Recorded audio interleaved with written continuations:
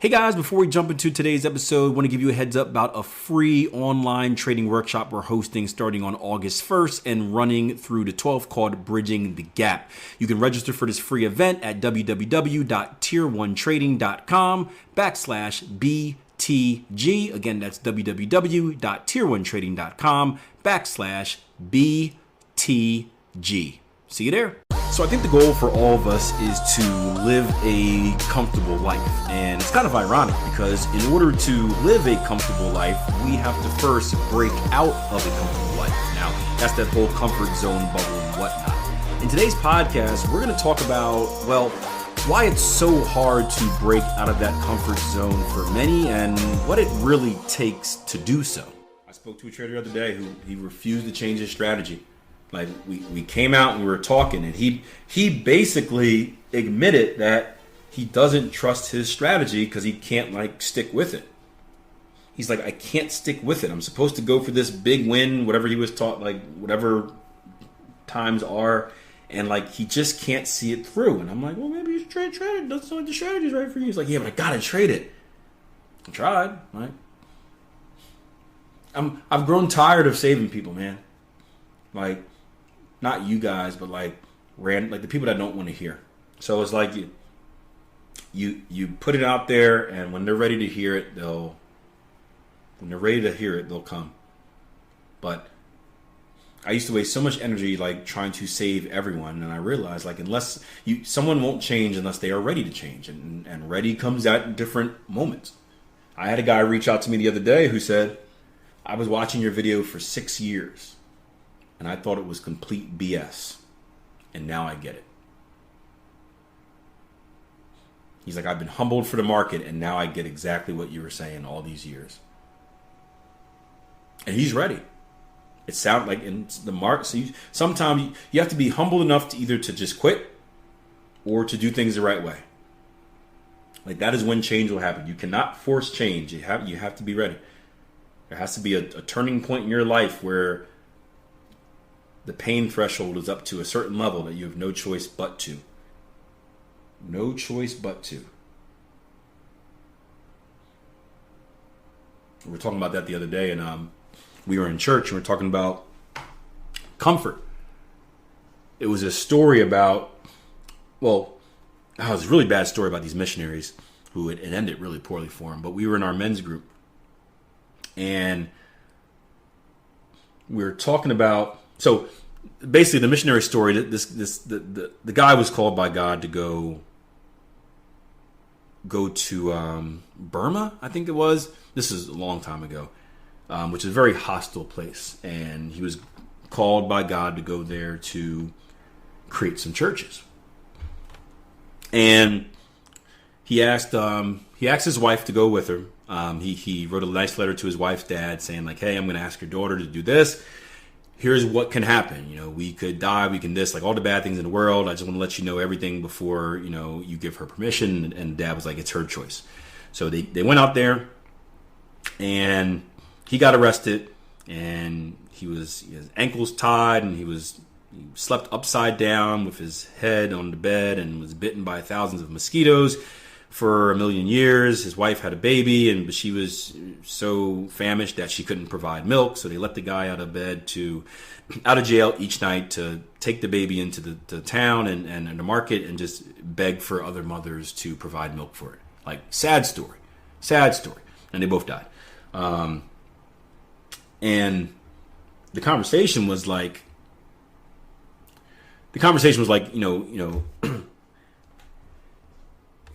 what would it take for you to leave your comfort zone? And specifically in kind of specifically here in America, right? We've become, and many other places in the world, but we've become so comfortable with life that it's hard to make decisions to leave your comfort zone because that comfort zone is so nice. But when you're someone that's never been in a comfort zone, if you're in a third world country and you're never in that comfort zone, or your comfort zone is a lot different, it's easier to take that jump. You have more urgency because your back's against the wall. It's like a do or die. We don't have that do or die scenario. I can be as poor as I want. I can find clean water, which is something that which is something that a lot of people around the world can't say. Right? Think about that for a second, right? You can be as poor and impoverished as you want in here in America, in Europe, in the majority of the countries here, and you won't have a problem finding clean water to drink. Am I right? You may not be able to pay your bills. You may not have a car. You may not be able to shower, but you can find clean water to drink. And that's like the worst of the worst here. But in other countries, man, that's not the case. They can go days. So we have it so good, and we've become, it's harder to leave the comfort zone because of that. Because the comfort zone has been so good to us. But when your back's against the wall and you don't really have that comfort zone to rely on, and you have kind of more urgency, because it could be literally a do or die type of deal, you're much more likely to take that jump. So I see this with a lot of traders who are like well off. We had a guy here on the platform. He didn't last long because he caught the vibe, right? We had a guy here on the platform who came on. He was, talking to our traders in the chat, right? And the community chat scared him away because he was talking all that, that forum type junk. Like, yeah, I'm about to put this much money in the market and do this. I'm about to do that.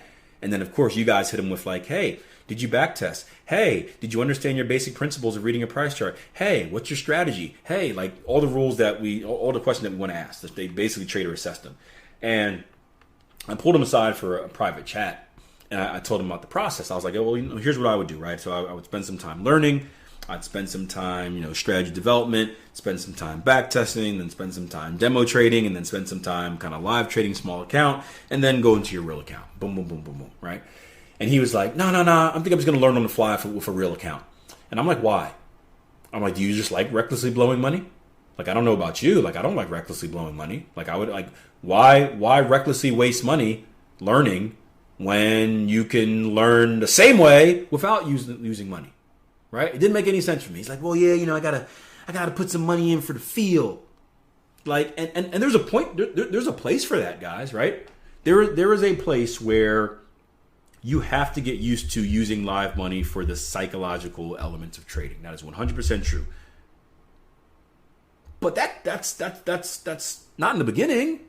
That's at the end. That's after you back tested. That's after you demo traded. That's like before you're like when you're almost ready to go. That's like your preseason match. Like you're almost ready to go. Now you kind of got to get your feet wet.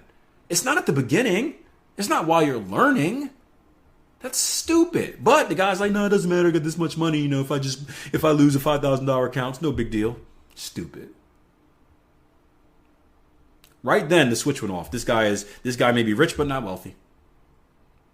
Rich but not wealthy. Because I can tell you what, would any wealthy individual just waste $5,000? $5,000 may be like a $5 bill to them. Guess what I'm doing, guys? Look, I'll give you an example. There's a $50 bill floating around my house somewhere. And I am very upset. I've been upset for months. I lost it. I'm pretty sure one of the kids took it and hid it somewhere. I don't know where it's at. That $50 bill has zero effect on my life right now. Right? It doesn't change having it won't change my life drastically. Not finding it won't change my life drastically. I am still mad. The principle of there's money floating around that is lost, right? So it's the same thing. Like a wealthy individual, it doesn't matter if that $5,000 is like a $5 bill. It's the value of money. It's the value of how much work goes into making money, how much work goes into keeping money. It is the general value of money and knowing what money can do to you. Right? Why recklessly throw away $5,000 when that $5,000 could be put to good use? It could be put to good use to help make you more money in investments. It could be a charitable donation that can change someone's life forever. Like, don't just waste it in the market and laugh about it. Oh, I'll just put another 5,000 in tomorrow. I guess it's like stuff like that. We've become so comfortable. We become so comfortable that we're willing to throw it away, and if we lose it, we'll just do it again, right? It's a bad habit because that trader is never going to learn. The trader that learns is the trader that opens up an account with $5,000. They've scrapped and clawed their way to find $5,000, and no one's told them otherwise. So they go into the market with these false expectations of like turning that $5,000 into $1 million, and they blow it all. Right? They blow most of it, and it hurts. It hurts because they know what it took to earn that $5,000. And it hurts so much that they have two choices. One, they quit forever. Two, they dedicate themselves to doing everything that needs to be done to get better so that they don't make that mistake again.